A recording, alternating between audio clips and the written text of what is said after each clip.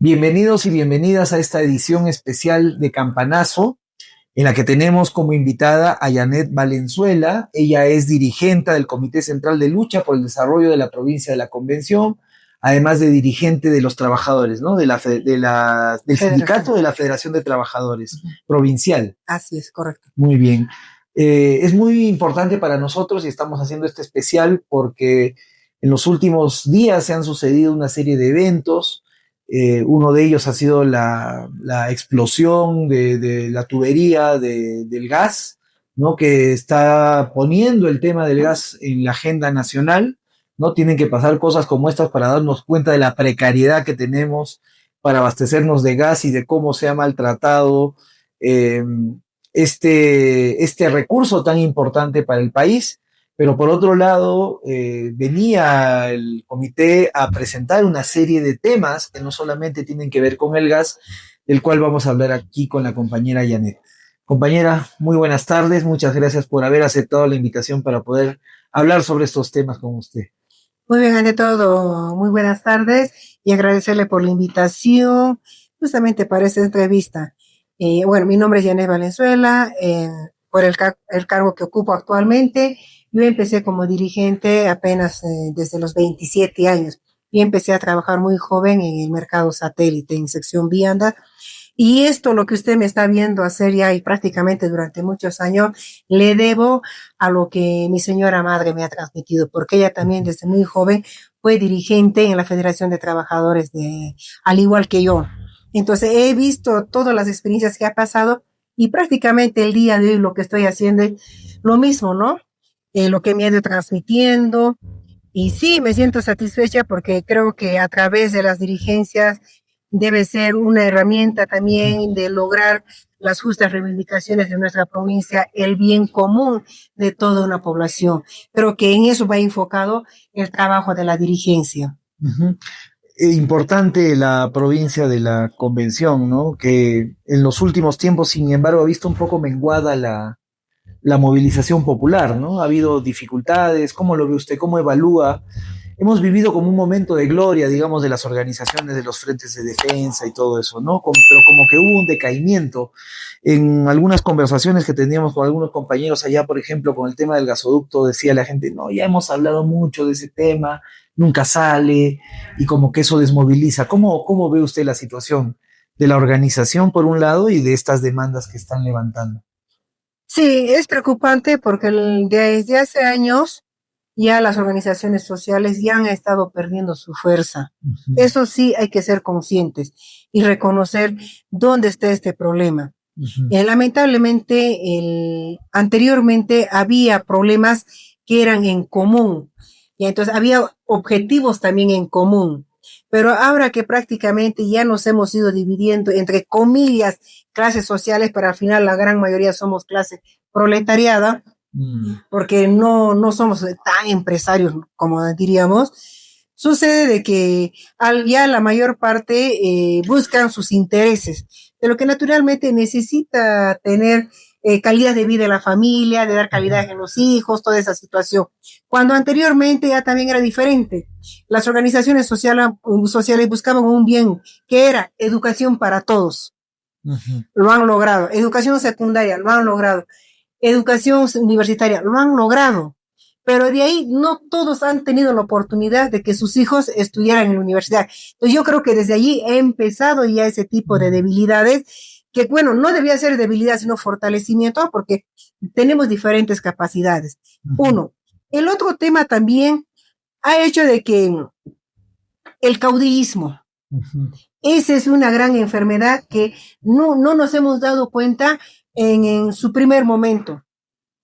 Y yo lo he vivido en carne propia porque por experiencia propia le digo, ¿no? Cuando yo empecé en la dirigencia como mujer, estaba en una dirigencia donde 14 varones eran dirigentes y 2 mujeres. Ahora ya han pasado más de 20 años y se ha revertido la situación. Es un varón en una dirigencia de más de 15 mujeres. ¿Ya? Al igual, por ejemplo, ahora en la Federación de Trabajadores se veía más varones que mujeres, pero ahora es más de la mitad es mujeres y el resto son varones. ¿Por qué hemos querido trabajar? Justamente para rescatar y ver la gran responsabilidad que tenemos la dirigencia, porque la historia nos ha enseñado que a través de las jornadas de lucha todo se ha conseguido, no solamente en la provincia de la Convención, me imagino que también ha sido acá en la capital de Cusco. En tal sentido, en el tema del gasoducto, sí, es verdad, nos hemos conformado, hemos estado luchando por el tema del gasoducto, nos hemos quedado en la mente de que sea judicializado, pero no nos hemos puesto a pensar de que cómo está ese proceso judicial. ¿Se está haciendo la defensa correspondiente? No, porque hace poco yo conversaba con un abogado que trabaja bastante el tema de hidrocarburos y decía, no, el Estado no tendría por qué cuidar esos materiales o los ductos de la empresa privada si no ha pasado a manos del Estado. Así. Lo que debe pedir el Estado al juez es que le declare administrador judicial. Entonces, ¿cuál es administrador judicial? El Estado, entonces le va a obligar a la empresa que ellos paguen por cuidar su material, no al revés. ¿Por qué? Porque en la época del señor Pedro Pablo Kuczynski hay un decreto supremo que así lo está permitiendo. Yo espero y estoy convencida, porque ya se ha puesto en conocimiento con algunos congresistas, que lo mejor que le podrían dar al país es que se modifique ese decreto supremo. No recuerdo la fecha, el número, todo, pero sí se les ha puesto en conocimiento. Entonces, en tal sentido, ¿por qué ahora, por ejemplo, Techí o Enagas está pidiendo que, bueno, Enagas ya nos ha ganado con una fuerte cantidad de monto de dinero y ahora lo va a hacer de ver, justamente por ese pequeño error que ha cometido el Estado? Porque prácticamente para la Corte Internacional, como lo queramos llamar, la empresa le está prácticamente denunciando al Estado de que como que se ha apropiado de algo que no se le ha entregado o de lo que no se le ha pagado. Esa es una de las debilidades. El otro tema, caudillismo, digo, porque han ido envejeciendo nuestros dirigentes y se han olvidado de hacer escuelas. Entonces, eso ha llegado a un momento que cuando han aparecido nuevas escuelas, entonces ha habido un vacío de cómo que eran los principios del sindicalismo, qué es parte de la historia, cómo hemos logrado, sino muchas veces hemos empezado de la experiencia, ¿no? Pero más allá no hemos desconocido, entonces ya por la experiencia hemos tenido que obligarnos a tener que seguir nutriéndonos, preparándonos.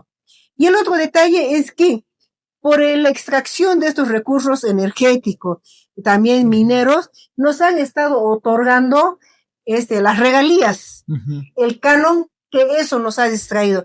En un momento en su apogeo nos ha dado cierta comodidad, pero a medida que se ha ido recortando y también hemos visto las consecuencias de la manera como trabajan las empresas, recién estamos abriendo los ojos, pero después ya que las consecuencias han sido muy enormes y no se pueden recuperar ni siquiera algunos terrenos, por ejemplo, en los lugares, en los centros poblados, ¿no?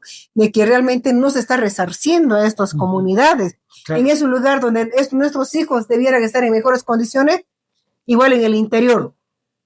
Ha habido cantidad de regalías del canon, pero hay un buen porcentaje de desnutrición infantil, enfermedades. Entonces, ¿de qué nos ha servido, no? Tantas regalías y canon. Y ahora peor, con los derrames que ahora último ha ocurrido, prácticamente a mí me llama la atención. En Lima, y el ministerio han declarado en emergencia hasta por 2 semanas. Han declarado en emergencia tales cosas. Sí, la ciudad capital Lima.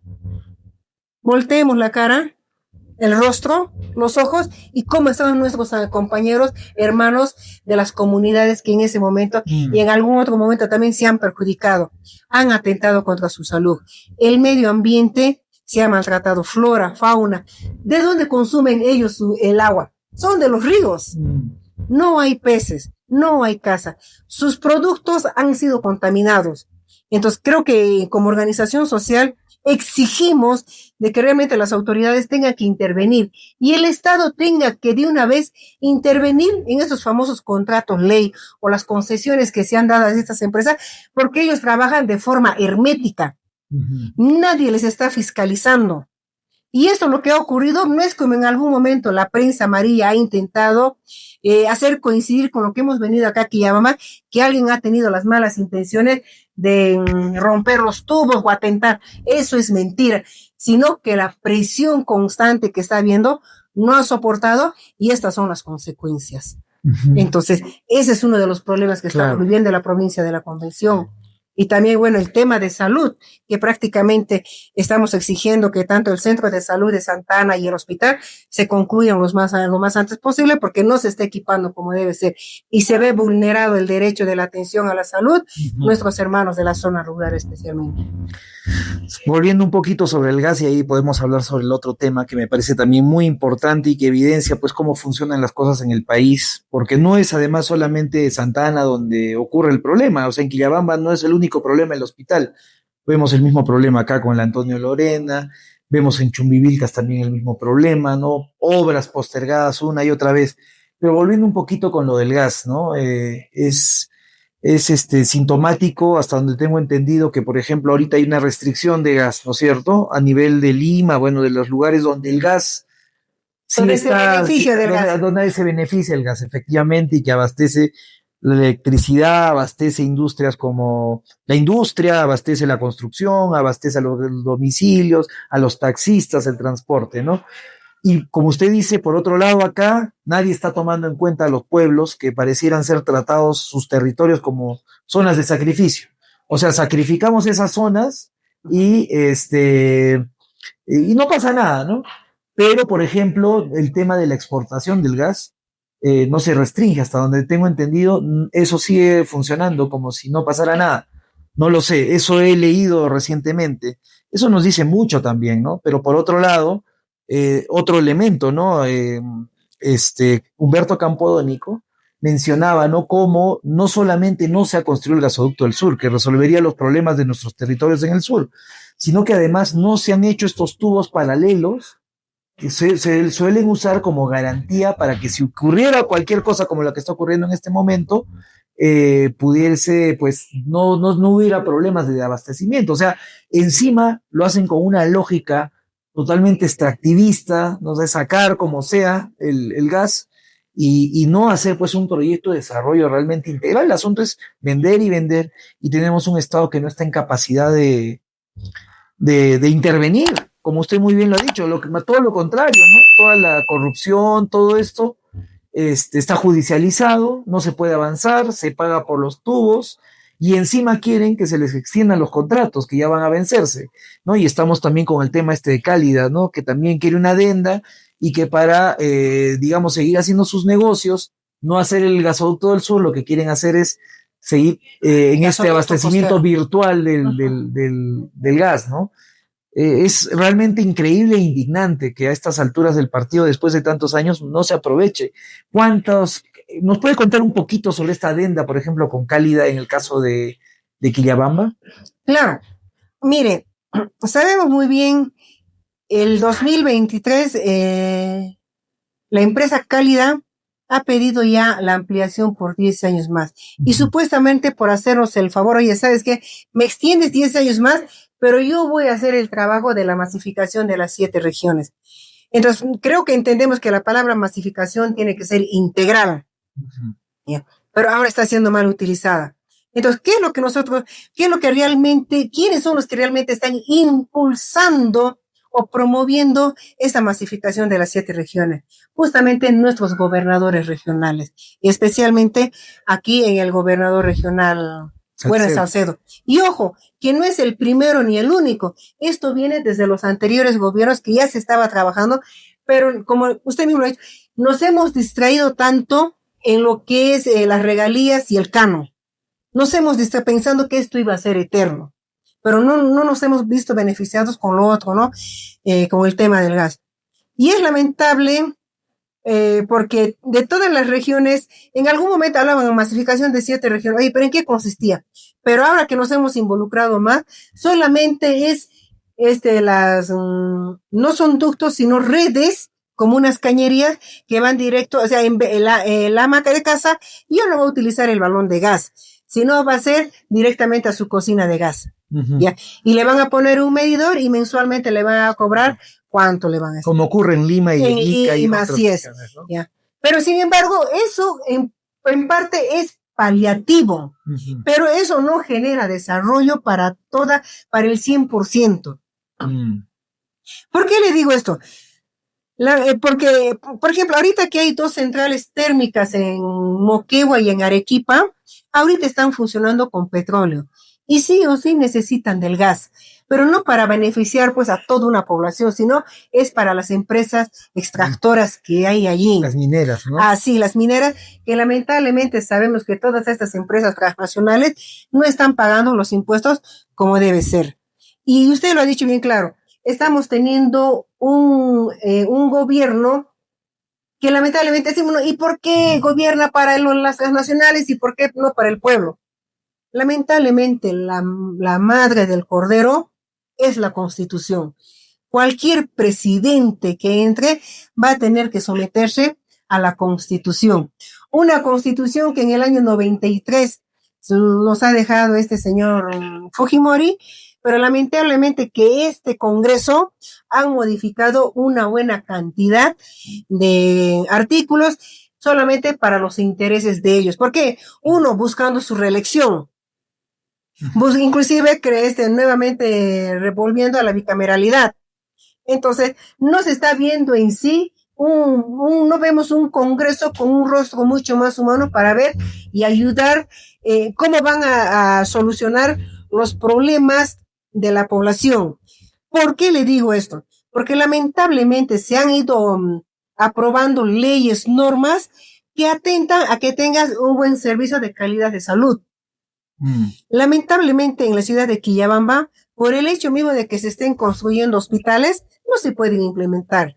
Entonces, igual también es en otros lugares, ¿no? En las vías de comunicación, todo eso. Ese es el otro tema, entonces, ¿no? Las vías. Sí. Ahora, hablamos de exportación. Lógico, porque como hay contratos ley, inclusive al firmarle una adenda a una empresa, es un contrato ley, pero esta adenda nunca va a ir en beneficio del pueblo.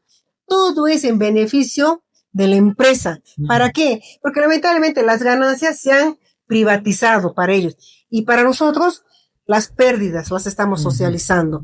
Y eso yo lo he escuchado en alguna oportunidad de un diputado izquierdista que ya estaba muy madurito y así de esa manera lo he expresado cuando estaba con Belaúnde todavía y hace años, y sí, se me quedó bastante. Entonces, ¿qué es lo que se necesita? Porque es lamentable, por ejemplo, Colombia, tiene gas natural, su consumo es prioridad, es 80%. El 20% lo exporta, al igual que Bolivia, Argentina y otros países más. Mire, ese 20% que están exportando llega aquí al Perú. ¿Pero cómo? Procesado.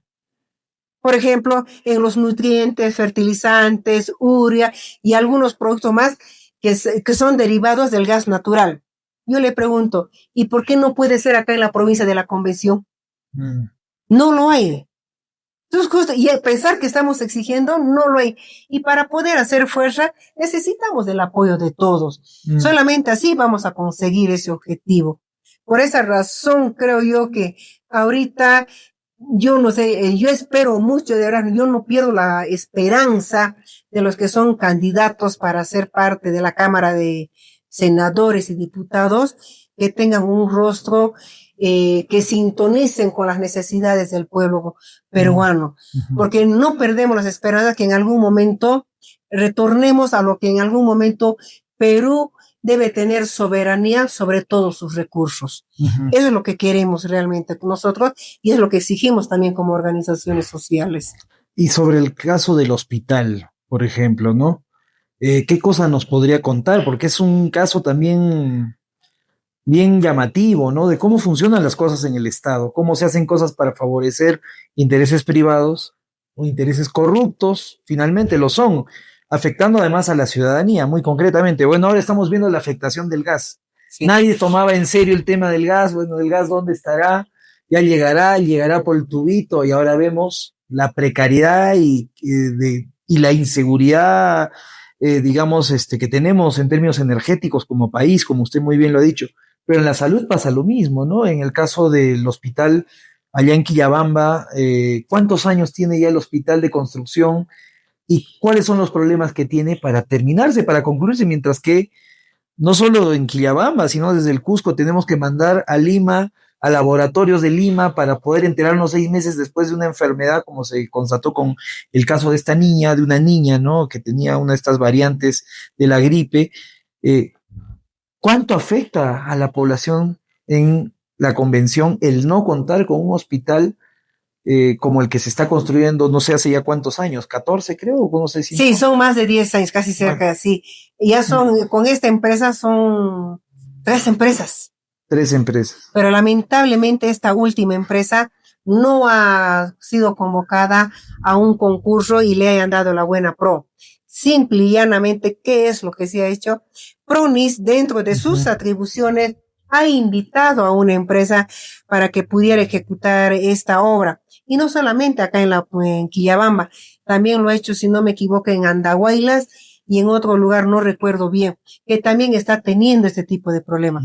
Pero si hacemos un análisis y hacemos un poquito más de investigación, esta empresa no tiene experiencia en construcciones. Entonces, ¿dónde está el problema? Hablamos la corrupción, las empresas transnacionales, todas esas cosas, pero ¿quién le apertura las puertas para que cometa ese tipo de actos?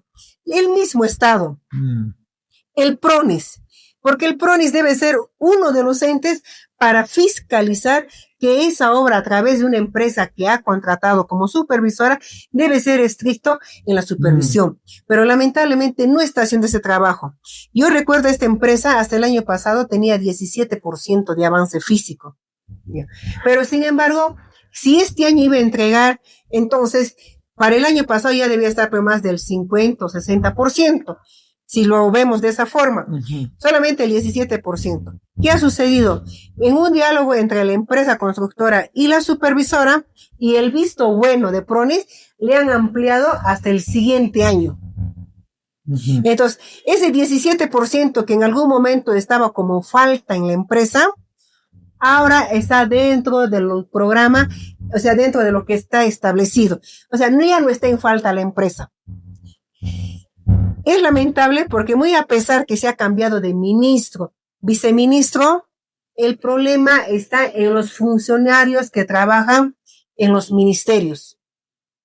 Entonces, igualito, por muy que cambien de gobernador regional, que aún así tenga buenas intenciones, bueno, aunque el señor ahora nos ha fallado bastante, el problema son los funcionarios que muchos de ellos se han quedado nombrados. Entonces, de alguna manera manejan mejor el tema de administración pública, ¿no? Mejor hasta la misma autoridad. Y eso lo sabemos muy bien, por eso se cometen muchos errores. Y se hacen muchas trampas también. Ahí están echa la ley y echa la trampa, exacto, ¿no? Entonces, por esa razón, tengo entendido que el acto de protesta que le hemos hecho al gobernador regional, si no me equivoco, la anterior semana, en la puerta del hospital, el señor entra, sale de la obra, pero su opinión no es vinculante. Porque eso ahora le corresponde a Pronis. Claro. En fiscalizar tampoco. Lo único que entra allí es informarse de cómo está el avance y eso hace un informe. Lo que el señor tiene que hacer es que se garantice el presupuesto de que realmente, que sin falta llegue y también que la empresa trabaje, pero haciendo pero en Pronis, no en Quillabamba. Nosotros como provincia de la Convención hemos estado remitiendo muchos documentos, pero lamentablemente no se han hecho. Y lo que más llama la atención es que las autoridades de la provincia de la Convención le están haciendo paralelismo a las organizaciones sociales. Yo tengo planteado un documento acá. Señor ministro de Energía y Minas, ya son hasta con reiterativo y todo, le solicitamos una reunión para tal fecha. Muy bien. Es verdad, este gobierno no se está sentando con las organizaciones sociales, solamente cuando hay presión. Entonces, nosotros somos conscientes de eso, entregamos los documentos a la subprefecta y también a la autoridad, en este caso, a la señora alcalde. Señor alcalde, hemos presentado reiterativo, haga su trabajo. ¿Qué hacen los alcaldes? Lo envían, no hacen caso, ellos llevan esos documentos y con toda nuestra plataforma necesidades van y hablan con el ministro. Y después nos dicen, me han informado tal cosa. Nosotros no queremos eso, queremos que se vengan a sentar en Quillabamba porque tenemos problemas. Las organizaciones queremos plantearles en sí cuál es el problema. Y usted muy bien ha dicho, falta de decisión política. Mm. Porque si realmente les interesara el desarrollo de la provincia, mínimo una buena calidad de salud y buen educativa, no tendríamos por qué estar saliendo a la calle. Pero lo único que estamos haciendo es exigir nuestras justas reivindicaciones. A la falta de atención, hemos agotado todavía regular, pero cuando no nos hacen caso, entonces tenemos que levantar la voz de protesta. Ahí hay un problema, ¿no? Del funcionamiento también del Estado, me parece, ¿no? Evidentemente porque, claro, se han centralizado funciones, atribuciones, ¿no? No se puede, como usted dice, tiene que ir el alcalde a Lima, al ministerio, a resolver el tema, o a Pronis, y no lo hace con el gobernador regional, y el gobernador regional no tiene ningún peso para resolver el problema realmente, ¿no? Entonces, claro, y es importante que quienes nos están viendo sepan que gracias al gas de camisea, por ejemplo, que ahora estamos viendo en crisis, se garantiza el 40% de abastecimiento de la energía eléctrica en el Perú completo, ¿no es cierto? Y tenemos una provincia de la Convención abandonada, esa es la realidad, abandonada, ¿no? No, digamos, a pesar del canon, que habría que también evaluar qué ha pasado con esto, ¿no? Porque no solamente ha sido la convención, en el Cusco mismo hemos tenido niveles de crecimiento económico importante en las cifras, pero en los hechos la desigualdad continúa, la corrupción continúa y no se han resuelto los problemas fundamentales, ¿no? Tenemos eh, iniciativas muy interesantes a nivel del agro, hay una universidad, pero tampoco termina de ser lo suficientemente fuerte como debería, la salud abandonada, entonces da la sensación de que se está cayendo todo a pedazos, esa es la impresión que por ejemplo tengo, ¿no? No vemos pujanza, empuje hacia el futuro, sino más bien una crisis, ¿no? Creo que es importante que los que nos están viendo, que quienes nos ven, se enteren, ¿no? De estos problemas que está teniendo la provincia de la Convención, una provincia muy importante, que yo creo que podría ser modelo de lo que podríamos hacer con nuestro país, si es que quisiéramos realmente cambiar las cosas, ¿no? Una provincia que es potencia agrícola, potencia energética, ¿no? Y también turística. Y turística, ¿no? Que es también muy importante tanto en lo histórico, arqueológico, una avanzada, esa fue la avanzada de los incas a la Amazonía y espacio de repliegue de los incas en la Amazonía. Están las comunidades amazónicas también, los paisajes son preciosos y las vías son un desastre, ¿no? Eso también hay que decirlo. Sí, por esa razón la plataforma de lucha de la provincia de la Convención es integral. ¿Por qué digo integral?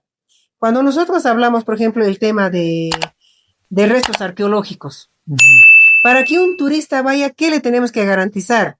Vías de comunicación, mayor cercanía.